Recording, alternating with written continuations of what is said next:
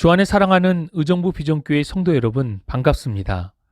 1월 21일 목요일, 오늘 우리에게 주시는 하나님의 말씀은 마태복음 5장 17절로 26절까지의 말씀입니다. 먼저 본문의 말씀을 봉독하겠습니다. 내가 율법이나 선지자를 폐하러 온 줄로 생각하지 말라. 폐하러 온 것이 아니요 완전하게 하려 함이라.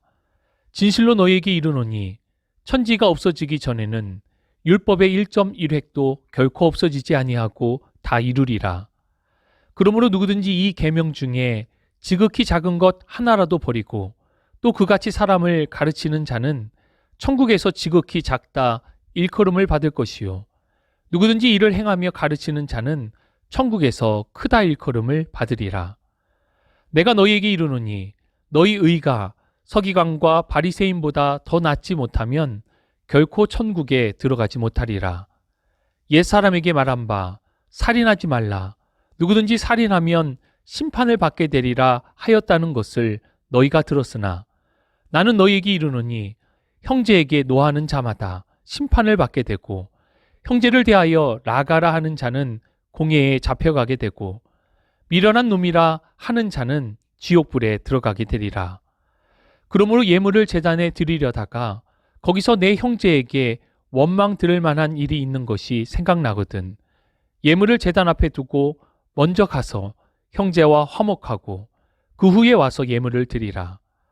너를 고발하는 자와 함께 길에 있을 때에 급히 사화하라. 그 고발하는 자가 너를 재판관에게 내어주고 재판관이 옥리에게 내어주어 옥에 가둘까 염려하라. 진실로 내게 이르노니 내가 한 푼이라도 남김이 없이 다 갚기 전에는 결코 거기서 나오지 못하리라. 아멘.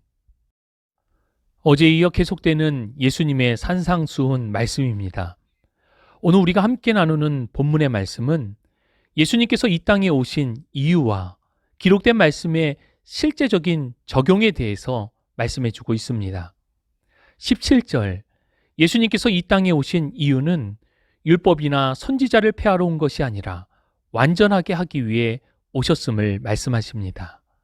즉 기록된 구약의 말씀을 온전히 성취하기 위해 오셨고 우리를 향하신 하나님의 사랑과 구원의 회복에 대한 약속을 이루시기 위하여 오셨습니다.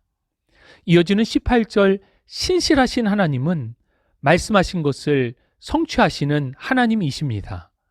천지가 없어지기 전 하나님께서 주신 말씀은 1.1획도 결코 없어지지 않고 모두 이루실 것에 대한 확실한 약속의 선포입니다. 19절은 하나님께서 우리에게 주신 기록된 말씀은 우리가 결코 취사 선택할 수 없음에 대해서 말씀합니다. 우리들 스스로가 판단하여서 이 말씀은 빼고 저 말씀만 지키자라고 구별을 하게 되면 우리도 결국 천국에서 지극히 작은 자 또는 큰 자로 구별되어지게 될 것에 대해 경고하고 있습니다. 또한 말씀을 지키는 것뿐 아니라 말씀을 가르치는 것도 마찬가지입니다. 만약 우리가 임의로 말씀을 구별하여 가르치고 싶은 것만 가르치는 것도 결코 하나님께서 기뻐하시는 것이 아니라는 것입니다. 20절은 의의 핵심이 무엇인가 하는 부분입니다. 의의 핵심은 보여지는 모습이 아닙니다. 바리새인과 서기관들은 의가 전통을 지키는 것이고 보여지는 모습, 주변으로부터의 인정이라고 여겼습니다. 그럼 그들은 결국 예수님으로부터 외식하는 자들, 독사의 자식들이라는 질책을 받아야만 했습니다. 의의 핵심은 다른 사람으로부터의 인정도 또는 자신 스스로의 만족도 아닙니다. 의의 핵심은 하나님께서 인정하시는 것이고 하나님께서 인정하시는 것은 우리의 믿음임을 기억하시기 바랍니다. 예수 그리스도를 믿는 믿음이 아니고서는 의로울 수 없고 결코 천국에 들어가지 못함이 우리 신앙의 고백인 것입니다. 21절과 22절의 말씀은 믿음 안에 있다고 하면서도 우리 주변에 있는 사람들에게 화를 내고 상처 주는 이야기를 하고 있다면 이는 마치 살인하는 것과 같은 것이며 하나님의 심판에서 벗어날 수 없음을 강조합니다. 어느 날 한 목사님께서 분노에 대해서 설교를 하셨습니다. 예배 후에 한 성도님이 다가와서 자신은 성질이 너무 급해 고민이라며 목사님께 이야기했습니다. 그러면서 그 성도님은 다음과 같이 이야기했습니다. 목사님, 저는 작은 일에도 폭발을 하긴 해도 그리고 나서 뒤끝은 전혀 없어요. 금방 풀어지는 성격입니다. 그러자 목사님께서는 그 성도님을 따뜻하게 바라보며 정중히 말했습니다.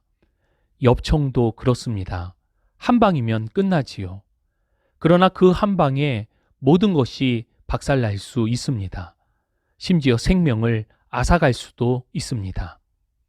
나에게 뒤끝이 없는 것이지 다른 사람이 그러한 것은 아니다라는 교훈입니다. 결국 다른 사람에게 대하여 화를 내고 막말을 하는 것은 상대방에 대한 존중이 없기 때문입니다. 바꾸어 말하면 내가 교만하기 때문입니다.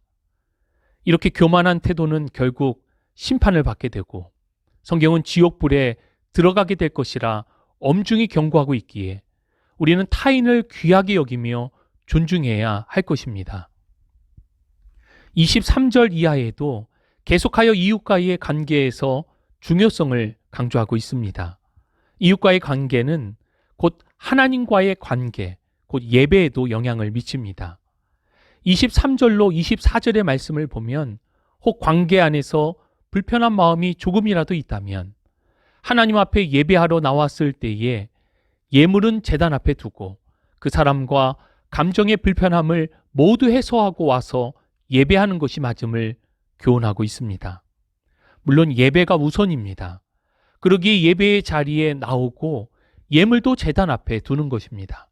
그러나 하나님과의 관계가 중요한 만큼 사람과의 관계도 중요함을 오늘 본문은 강조하고 있는 것입니다. 안타까운 것은 한 교회를 섬기면서도 교회 안의 지체와 불편한 관계 속에 또는 아예 모른 척 마음의 문을 굳게 닫고는 신앙생활을 하는 사람들도 종종 있습니다. 신앙생활은 하나님과의 관계가 맞습니다. 그러나 하나님과의 올바른 관계는 이웃과의 관계가 포함되어져 있다는 것을 우리는 명심해야 합니다. 하나님의 사람은 하나님과 통할 뿐 아니라 이웃과도 통하는 사람입니다. 오늘날 적지 않은 그리스도인들이 하나님과의 관계에 집중한다고 하며 사람과의 관계에 소홀히 하는 사람들이 있습니다. 주 안에 사랑하는 성도 여러분, 모든 관계 안에서 풀어나가야 합니다. 결국 이러한 관계는 우리로 더 겸손해져야 함을 요구하고 더 온유해져야 하고 때로는 손해도 감수해야 합니다. 또 어떤 때는 너무도 억울하고 자존심이 상하는 일도 생기기 마련입니다. 그러나 우리가 사람들과 화목해야 함은 그것이 하나님이 기뻐하시는 그분의 뜻이기 때문이며 궁극적으로 그것이 내가 하늘의 복을 받는 비결이기도 하기 때문입니다. 예수님께서는 아버지 하나님의 약속의 말씀을 성취하기 위해 이 땅에 오셨습니다. 그리고 십자가의 죽음과 부활을 통해 이를 성취하셨습니다. 우리 또한 이 땅에서의 삶을 통해 하나님의 말씀을 이루는 삶이 되어져야 합니다. 하나님과의 화목함은 물론 우리의 모든 이웃들과도 화목해야 합니다. 우리에게는 하나님의 말씀에 대한 취사 선택의 권한이 주어지지 않았습니다. 오직 주신 말씀을 따라 순종할 수 있기를 바랍니다. 더 겸손하고 더 온유하며 때론 더 손해보고 더 자존심이 상하는 일이 있다 하여도 하나님을 사랑하기에 그렇게 이웃도 사랑하기 원합니다.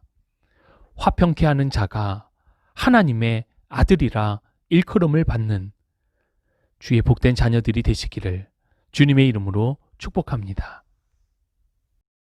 하나님, 우리에게 기록된 하나님의 말씀, 성경을 주셔서 감사드립니다. 말씀을 통하여 하나님이 어떠한 분이신지, 또한 우리가 어떻게 살아가야 하는지에 대한 교훈을 주셔서 감사드립니다. 오늘 주신 말씀과 같이 주의 말씀을 경외함으로 지켜나가게 하시고 오직 믿음으로 반응하는 삶이 되게 하여 주옵소서. 우리 안의 모든 관계들 풀려지기를 원합니다.